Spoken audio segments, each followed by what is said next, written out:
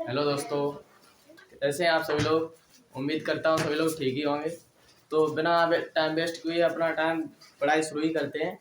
तो आज हम पढ़ने वाले हैं use of verb to be. Use of verb to be. तो use of verb to be हमें पता होना चाहिए। Use of verb to be होता क्या है। Use of verb to be होता क्या है। What is use of verb to be. तो use of verb to be को हम बी वर्ब भी कह सकते हैं। Use of verb to be को बी वर्ब भी कह सकते हैं। अब जैसे कोई कहता है कि वर्ब टू बी होता क्या है, तो इसे हमें जैसे कहना चाहिए is am are was verb will be and shall be is called be verb. Is am are was verb will be and shall be को बी वर्ब कहा जाता है। समझ में आया। अब जैसे जाएगा भैया बी। बी बी का अर्थ होता है होना। बी का अर्थ होना। Is am are. Is am are का हम प्रयोग प्रेजेंट टेंस में करते हैं। जो मैंने आपको बताया था कि प्रेजेंट इंडेफिनिट टेंस में जो तुम्हें समझ में नहीं आ रहा था, मैंने बताया था प्रेजेंट इज एम आर, इसका प्रयोग हम प्रेजेंट टेंस में करते हैं। ये टेंस में काम देता है। और वॉज वर्ब भी आया था, वॉज वर्ब। अब वॉज वर्ब का प्रयोग कहाँ करोगे। वॉज वर्ब का प्रयोग हम पास्ट टेंस में करते हैं और will be and shall be का प्रयोग फ्यूचर टेंस में करते हैं। समझ में आया। अब जैसे हेडिंग डाल के लिख लो एक बार। हेडिंग डाल के लिख लो use of verb to be. Use of verb to be.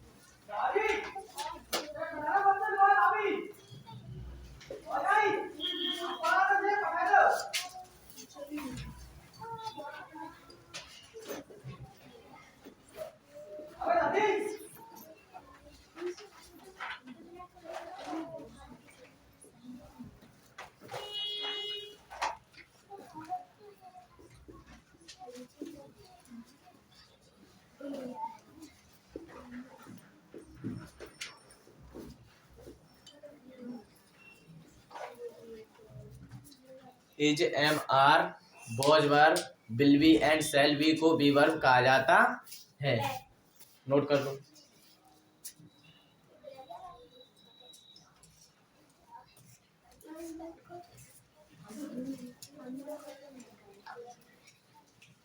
Is am are was verb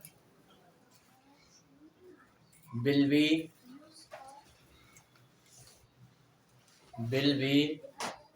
and shall be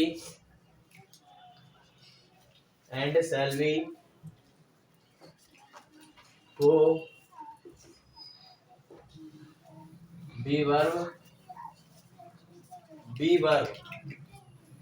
B verb कहा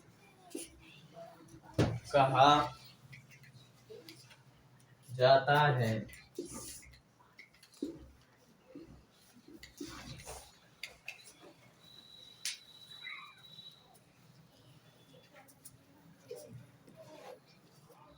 बी वर्ब कहा जाता है। नोट कर लिया।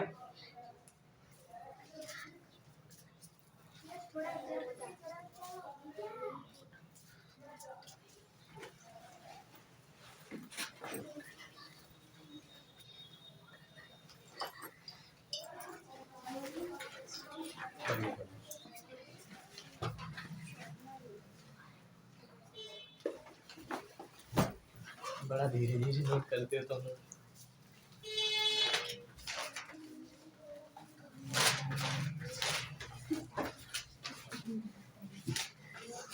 समझ में आ गया था। किसे समझ में नहीं आया तब तक समझा दो। अब समझ लो। चलो आकाश तुम्हारे तौर पे समझा रहा है। ठीक है, सभी लोग समझना। जैसे मैंने कहा बी वर्ब। अब बी वर्ब को हम वर्ब टू बी भी कह सकते हैं।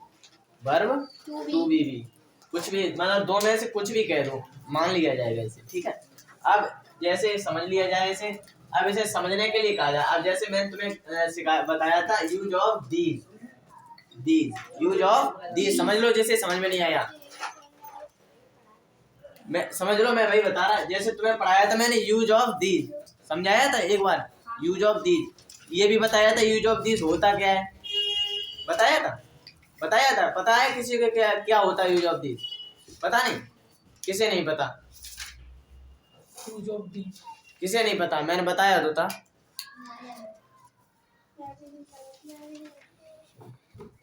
एक काम करो, इस टॉपिक को छोड़ देना, पीछे वो दीज वाला टॉपिक है, 2 मिनट का है शायद, वो बता दे। 2 मिनट लगे तो फिर तो रुक जाओ, तो फिर वहीं से आ जाओ। आप लोगों को बताया तो हाँ, आपने कहा भी था, मुझे समझ में आ गया। चलो कोई नहीं, समझ लो। तो फिर यहीं पे रुक जाओ थोड़ा, यूज ऑफ दिस समझ लो। इसी का इसी कभी नहीं आ रहा तो मैं समझ लो। अच्छा, यूज ऑफ दिस दैट तो आ रहे होंगे, और दी दोज, दोज का भी नहीं आ रहा। चलो ठीक है, चलो लिख लो use of the, use of the. वो ये ना थोड़ा स्टॉप में रख दो, जब ये नहीं आया तो वो कहाँ से कर लोगे तुम लोग। यूज ऑफ दी, अब समझो दीज, दीज, दीज का अर्थ ये या ये सब होता है। दीज का अर्थ ये या ये सब होता है, समझ में आया यहाँ तक? इसका प्रयोग पास की एक से अधिक, एक से अधिक वस्तु या व्यक्ति, वस्तु या व्यक्ति की ओर इशारा या बोलने के लिए किया जाता है। समझ में आया? समझ में आया आकाश? समझ में आया? दीज का अर्थ ये या ये सब होता है। इसका प्रयोग पास की एक वस्तु, एक से अधिक, एक से अधिक यानी प्लूरल, एक से अधिक वस्तु या व्यक्ति की ओर इशारा या बोलने के लिए किया जाता है। वैसे कहते तो इशारा है, लेकिन तुम्हें समझाने के लिए बोलना पड़ रहा। आप जैसे नोट कर लो, ये डाल लो हेडिंग, हेडिंग डाल लो। माइकल यहाँ तक समझ में आ गया?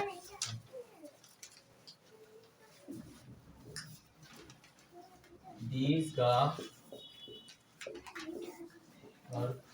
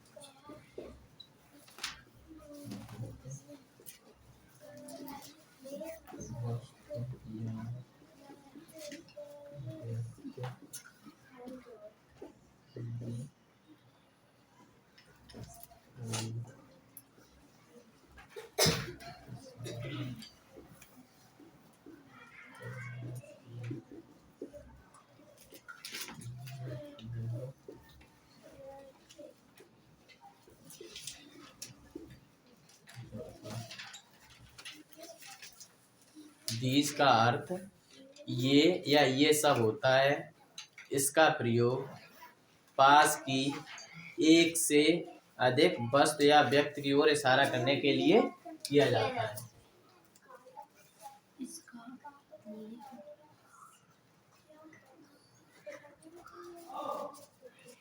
नोट कर लो।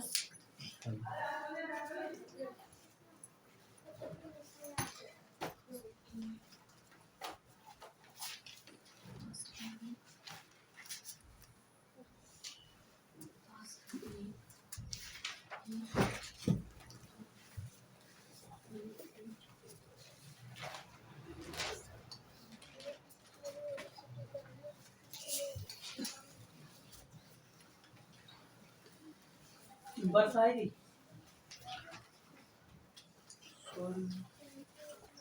नितिक।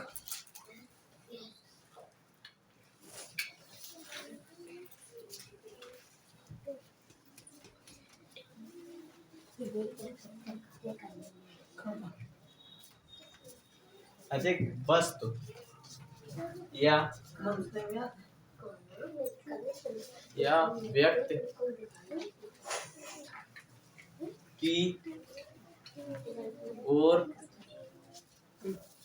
की ओर इशारा करने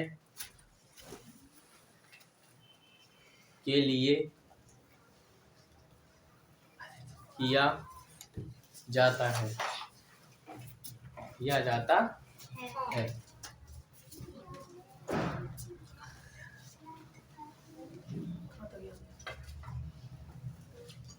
अब यहाँ तक बताओ किसे समझ में नहीं आया। ये यहाँ तक जिसे बता दिया, माइकल भाई आ गया, समझ में आ गया यहाँ तक, आकाश भाई समझ में आ गया। अब एग्जाम्पल देख लो, एग्जाम्पल जैसे जैसे ये सब आई आम हैं, ये सब आम हैं। अब इसे इशारा समझ लो चाहे बोलना समझ लो, वो बता रहा है ये सब बच्चे हैं, ये सब बच्चे हैं, ऐसे ये सब आम हैं या ये आम है तो भी कोई नहीं, तो भी यहाँ पे भी दीज का प्रयोग हो जाता। अब यहाँ पे क्या बहुत ईजी होता है, जब एक से अधिक है तो यहाँ पे आर का प्रयोग होता है सीधा सा, जो मैंने अभी इससे पहले बताया भी था। ठीक है, तो यहाँ पे लिख लो दीज आर अंशे का mangoes, these are mangoes, these are mangoes।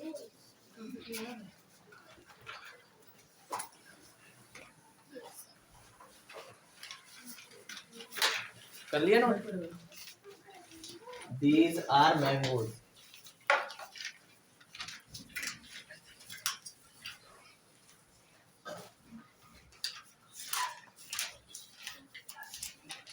कर लिया, यहाँ तक आ गया सभी को समझ।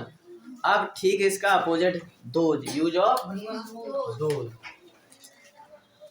दोज, दोज का प्रयोग क्या होता है, इसका ठीक अपोजिट हो जाता है उसमें, समझ में आया। दोज का क्या होता है, ठीक इसका अपोजिट, जैसे दीज का मैंने बताया पास की एक से अधिक वस्तु की ओर इशारा, और दोज में क्या होता है दूर की एक से अधिक वस्तु या व्यक्ति की ओर इशारा। दोज का अर्थ बे या बेसब होता है, इसका प्रयोग दूर की एक से अधिक वस्तु या व्यक्ति की ओर इशारा करने के लिए किया जाता है। बस उसमें क्या थोड़ा सा अंतर है, उसका अपोजिट है, यहाँ पास है वहां पे दूर है, नोट कर लो, नोट करो, हम लिख देंगे।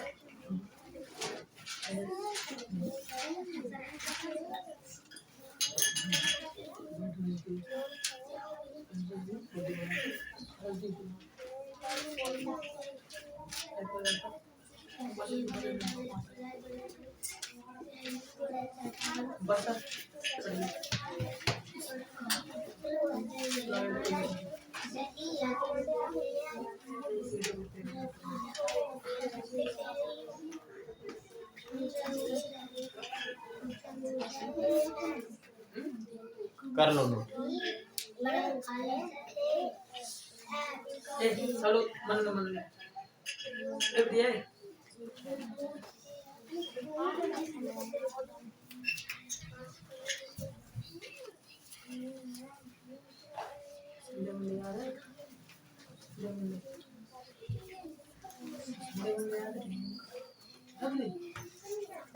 बस कोई बहन ले आई नहीं, कुछ झगड़ा के लिए कोई आया नहीं।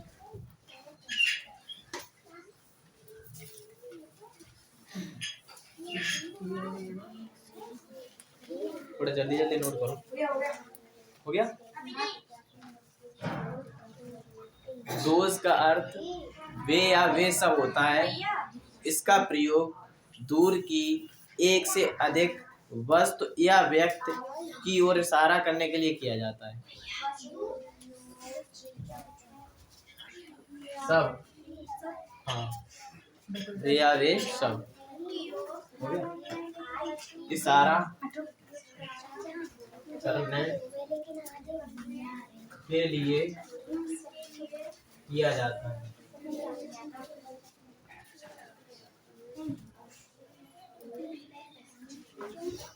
अब देख लो इसमें एग्जाम्पल। अब इसमें एग्जाम्पल देख लो, समझ में नहीं आया था आपको वे सब। अब यहीं पे देख लो, इसका पॉजिटिव बताया था वे सब आम है।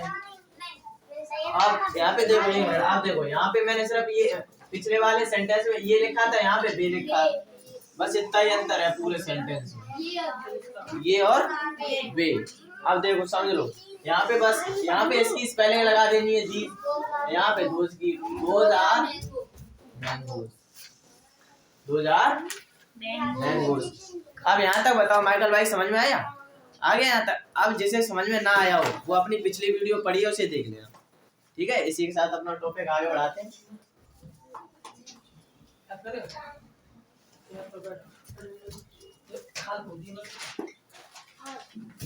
हाँ, तो आप बता रहे थे कि भैया समझ में नहीं आ रहा क्या पढ़ा रहे हैं, तो सुनो मैं बता रहा हूँ। जैसे दिस, दैट, दीज या दोज, ये सब यूज है ना, यूज, उन्हीं में से एक ये यूज है वर्ब टू बी।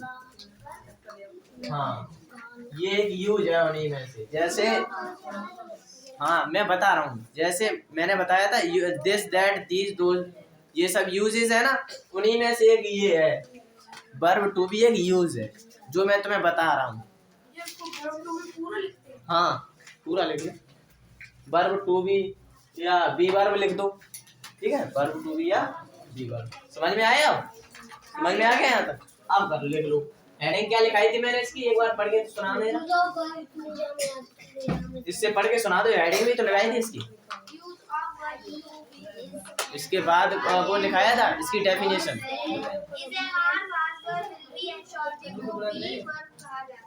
यहाँ तक आ गया समझ में? लिख लिया था, समझा दे रहा हूँ। Verb to be,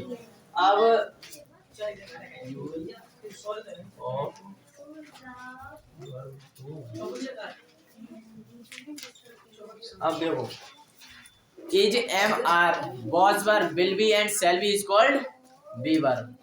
is, am, are, was verb, will be and shall be को बी वर्ब कहते हैं। समझ में आया यहाँ तक? यहाँ तक कैसे समझ में आया? यहाँ तक जिसे ना आया वो अभी बता दो।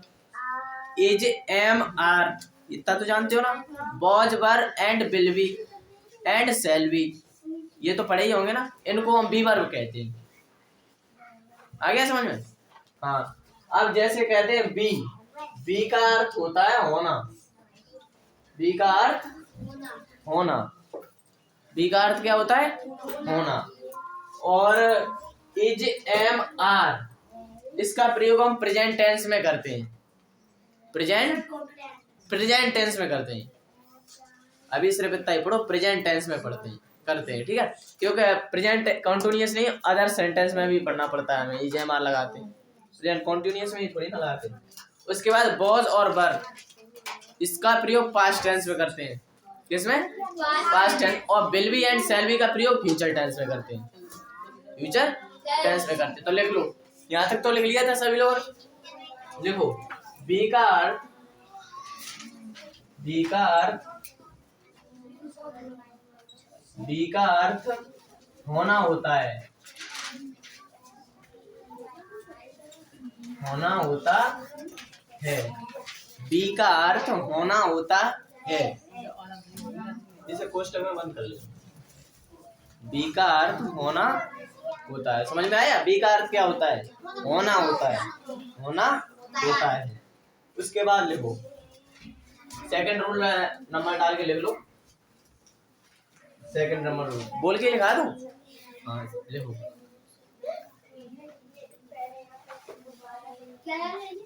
सेकंड नंबर रूल डालो। हाँ बोले, देखो, is, am, are, is, am, are, is, am, are का प्रयोग, इज, एम, आर का प्रयोग प्रेजेंट टेंस में करते हैं, प्रेजेंट टेंस में करते हैं। इज, एम, आर का प्रयोग प्रेजेंट टेंस में करते हैं।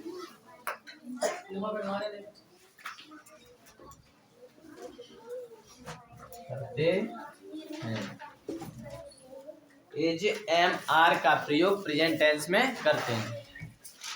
आया समझ में? इतना तो आ गया हो। उसके बाद लिखो रूल नंबर 3 करते हैं।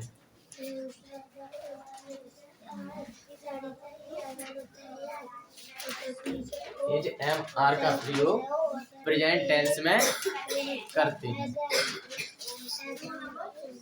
3 will be and shall be. हाँ, will be and shall be, be and shall be, will be and shall be का प्रयोग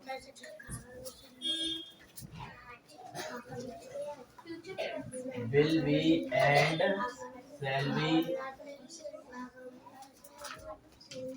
का प्रयोग फ्यूचर टेंस में करते हैं। फ्यूचर टेंस में करते हैं। Will be and shall be का प्रयोग। उसके बाद रूल नंबर 4 डालो was एंड वर। हाँ, was and were past tense में करते हैं।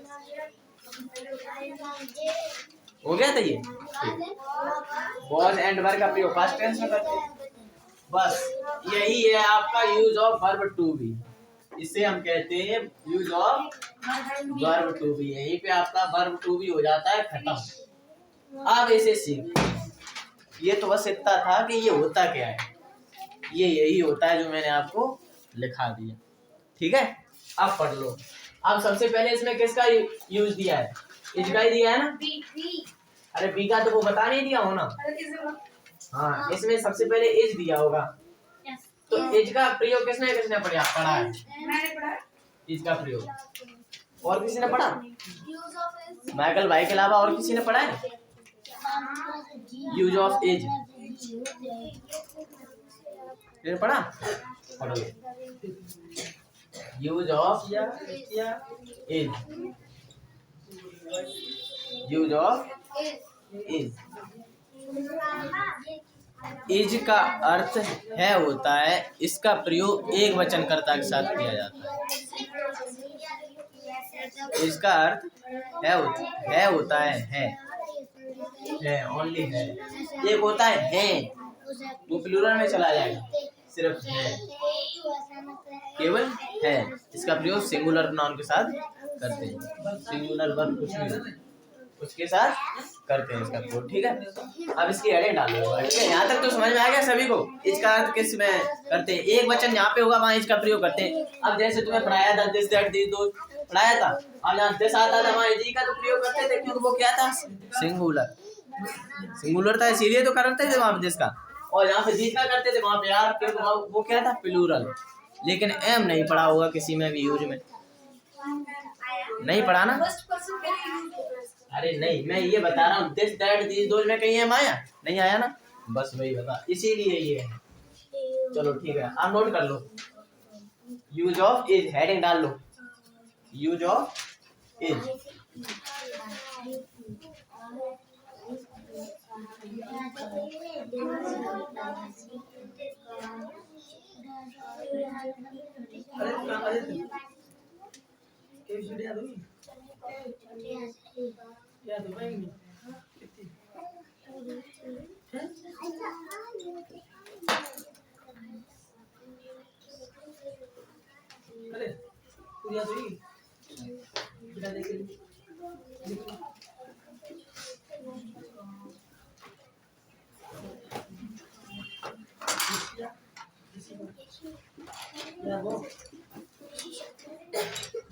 इज का अर्थ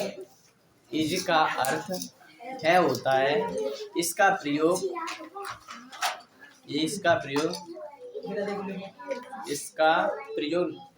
मैं बोल रहा हूँ। इज का अर्थ है होता है, इसका प्रयोग एक वचन करता एक वचन कर्ता के साथ इसका प्रयोग एक वचन कर्ता इसका प्रयोग है होता है। इसका प्रयोग एक वचन कर्ता के साथ किया जाता है। एक वचन कर्ता के साथ याद कर किया जाता है। बलुआ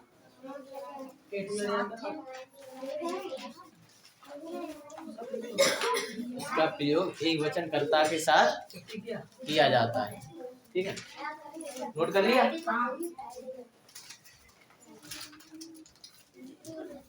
इसमें फॉर्मूला लिख लो एक।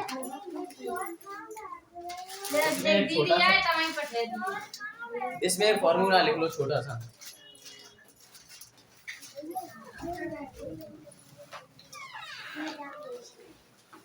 फॉर्मूला लिख लो इसे।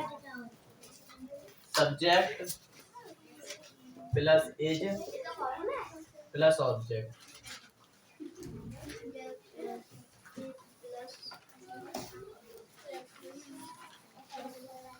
Subject plus is plus object. बहुत छोटा फॉर्मूला है। दिखाना तो नहीं चाह रहा लेकिन फिर भी लिख लो कोई।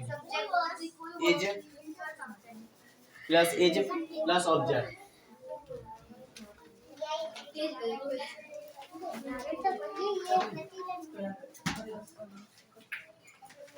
राम एक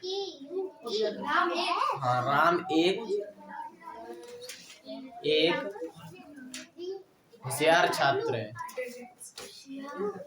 राम एक होशियार छात्र है। राम एक होशियार छात्र है।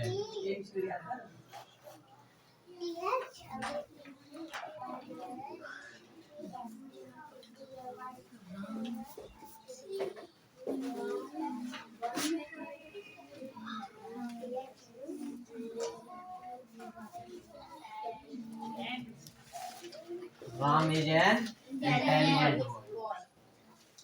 समझ में आया? समझ में किसे नहीं आया? समझ में आया देव?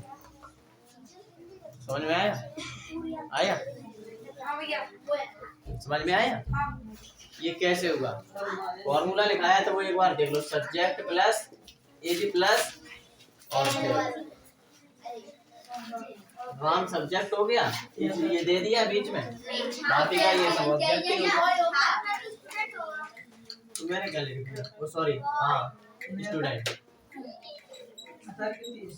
सर मैंने लड़का पढ़ा था अपनी बुक में, अपने जो नोट्स था उसमें लड़का पढ़ा, वही मुझे याद है। समझ में आया यहाँ तक? अब ये इतना बताओ, यहाँ तक किसे समझ में नहीं आया? यहाँ तक किसे समझ में नहीं आया? कोई है? तो मैं आगे बढ़ाऊं। बताऊं? यह सुंदर तस्वीर है। यह सुंदर तस्वीर है। सुंदर तस्वीर है। तस्वीर है। यह सुंदर तस्वीर है। बना लो इसे। तस्वीर है, बना लो। दिस बताओ, बताओ ना आकाश भाई, बताओ क्या बना है? दिस इज ब्यूटीफुल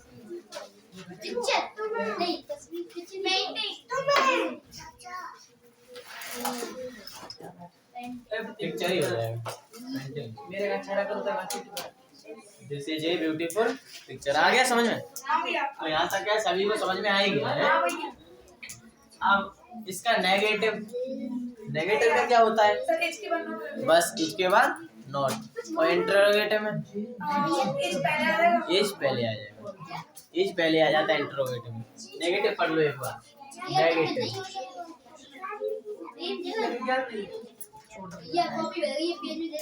नेगेटिव में ये फॉर्मूला लिख लो बस। Subject plus is plus not plus object. Formula लिख लो ये। सब्जेक्ट, हाँ subject plus is plus not plus object plus object.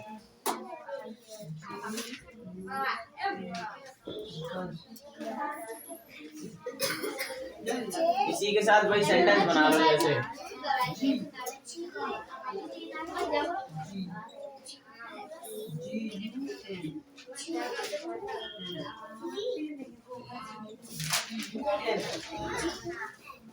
यह सुंदर तस्वीर नहीं है, इसी का बना लो। यह सुंदर तस्वीर नहीं है। तो एज के बाद क्या था?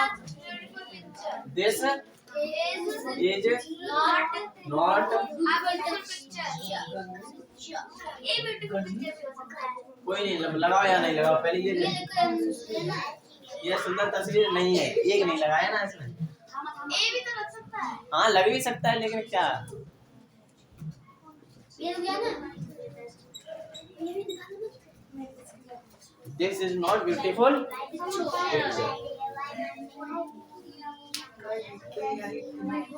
बस एक लास्ट फॉर्मूला और लिख लो, ठीक है? लास्ट फॉर्मूला है, इसे भी समझ जाओ, आगे दिक्कत देगा फिर क्या फायदा। फिर खत्म। लिख लो interrogative.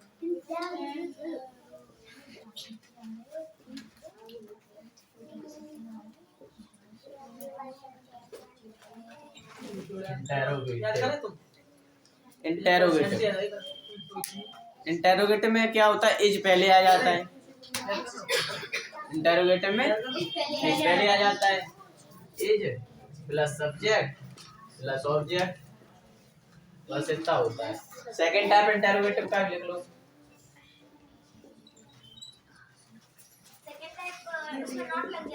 Question word plus is plus subject और प्लस ऑब्जेक्ट, बस। और उसमें प्लस क्वेश्चन मार्क जरूर लगा देना, क्वेश्चन मार्क की वजह से रह जाओगे। Is plus subject, is plus subject plus object plus question mark.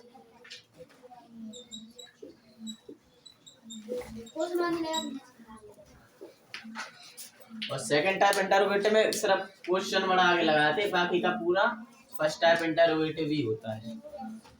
First type,